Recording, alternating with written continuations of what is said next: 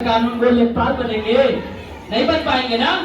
5 kilo चावल भीख है, ऐसी भीख है जिस भीख पर हम अपने बच्चों का भविष्य दांव पर लगा रहे हैं। जानते हैं इस देश के शासक हम हैं।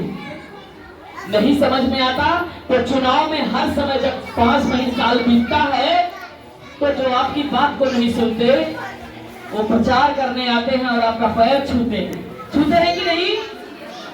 तब नहीं एहसास होता कि इस देश के मालिक हम हैं।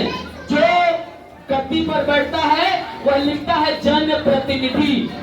हाँ प्रोफेसर साहब, जनप्रतिनिधि लिखता है ना, तो वो जनता द्वारा चुना गया हमारा प्रतिनिधि, हमारे द्वारा चुना गया हमारा प्रतिनिधि है। लेकिन जीतने के बाद जब वो विधायक होते हैं, सांसद होते हैं, तो वो राजा बनने लग जाते हैं। आपकी और हमारी सुनते नहीं हैं। जानते हैं क्यों नहीं सुनते? जब तक लोग चुनाव में 1.5 महीना शाम को मधुशाला में मिलने वाला अमृत पी करके नाली में लौटते रहेंगे, तब तक जो है चुना जाने वाला जनप्रतिनिधि हमारा नहीं सुनेगा, क्योंकि वो अमृत वही खरीद करके देते हैं। जब तक हमारे किचन में वो 2 टांगों वाला पकता रहेगा, क्या नाम उसका? मुर्गा, है ना? चुनाव में 2 टांगों वाला नेता द्वारा दिया गया हमारे घर में किचन में पकता रहेगा, तब तक हमारी स्थिति में सुधार नहीं होगा।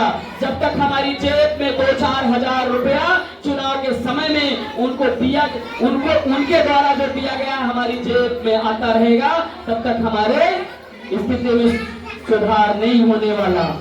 जब तक उनकी 200 की साड़ी को हम 5000 की साड़ी समझ करके पहनते रहेंगे, तब तक हमारी हालत में सुधार नहीं होगा।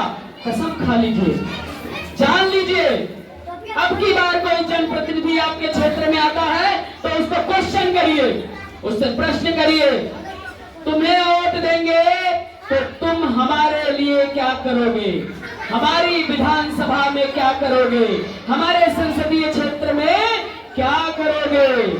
मुर्गा नहीं लेना, क्योंकि उसके 1 महीने के मुर्गे से हम मोटे होने वाले नहीं हैं, बल्कि बहुत बड़ा इससे हमारा नुकसान होता है। हमारी नई उम्र का बच्चा जिंदाबाद मुर्दाबाद का नारा लगाता है, उसी टाइम में पीना सीखता है, 1.5 महीने के अंदर वो पीने में परिपक्व हो जाता है और नेताजी चुनाव हारे या जीते अपने घर चले जाते हैं, लेकिन हमारा बेटा नंबर 1 का पियक्कड़ बन जाता है उसी में। अब क्या करेगा?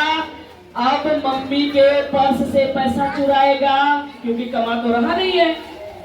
अब पापा के जेब से पैसा चुराएगा, मार खाएगा तो धान गेहूं चावल बेच करके चोरी से जाएगा, दारू पिएगा। नुकसान किसका? हमारा और आपका। समझ गए? जो निम्न मानसिकता के जनप्रतिनिधि होते हैं वो हमेशा यही कार्य करते हैं, और उनसे भी ज्यादा खराब स्थिति हमारी है कि हम ये अपने बच्चों को करने देते हैं। पकड़ना बंद करिए। मैं नहीं कह रही सब बिक जाते, लेकिन जो भी ये करते, वो साड़ी पकड़ना बंद करिए, नोट पकड़ना बंद करिए, वो जो है मुर्गा पकड़ना बंद करिए, अपने बच्चों को घर में रखिए। हम ये कह रहे हैं कि जो अच्छा होगा उसको जनता बिना कुछ कहे वोट करेगी, लेकिन